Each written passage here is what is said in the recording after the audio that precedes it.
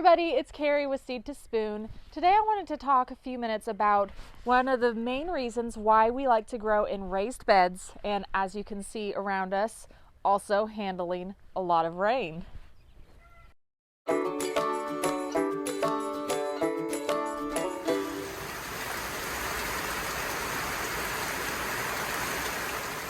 So we live here in Oklahoma in Zone 7, and we can get lots of random weather. We have periods of drought followed by a lot of rain, and whenever that happens, we tend to get a lot of floods. So right now in our garden, we have a lot of issues with flooding in various areas just because we just got a bunch of rain today. We even have more coming in here in like 10 minutes, so we'll see if I finish this before it starts raining on me. But we have a lot of rain on the ground, lots of water, and this was a huge problem for us before we started planting in raised beds and we were planting in the ground, because as you can imagine, if we had seeds or plants directly in the ground, more than just these flowers, they would have been washed away and not really doing that great. And there's a lot of plants that just don't like to have their feet wet or their roots, and they would not do well in this environment. So we try to make sure that we plant a lot of those plants in smart pots. So these smart pots that we have here are fabric raised beds, and they have handled this weather fantastic. And we've actually had a lot worse before. There were times, I think it was last year, that we had a lot of flooding in here, and we had some that were, filled up to here with water, and those plants still did fantastic, whereas a lot of people around us, we heard, struggled and lost a lot of their plants. So another option that we've used before too, besides the fabric raised bed smart pots, are these wooden raised beds. And this one right here is just a 4x4 that we've made.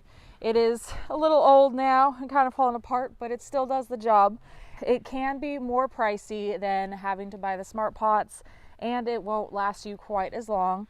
Even when you line the inside and paint it, we tried all of that, but these ones tend to last a couple years and then we need to replace them.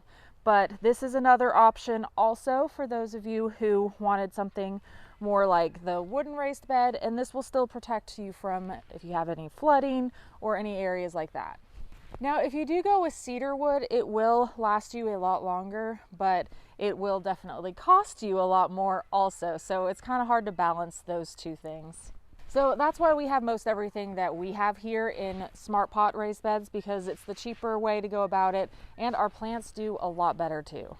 And this year we're also trying out something new, which is these fire rings right here. And these ones we've placed on the ground, and actually you can see over here, we're still in the process of building this area. We have some cardboard underneath just to make sure that the grass doesn't grow up and overtake it, just make it a little bit easier. So we put some cardboard, we'll put some wood chips around it too, and hoping that these ones will be another good option for us.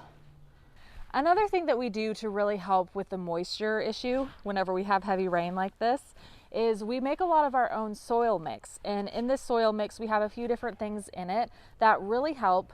And vermiculite is one of them, because if we get a lot of rainfall, the vermiculite will soak up all the excess moisture too. And then we do have peat moss or coconut coir in there also. And those two things will help the moisture flow through a lot easier. Make sure to check out our video that I just made maybe like a week ago or so. I'll include it in the description down below. Thank you so much for watching, everybody. And if you have any questions, please let me know by leaving a comment in the comment section, and I will get back with you.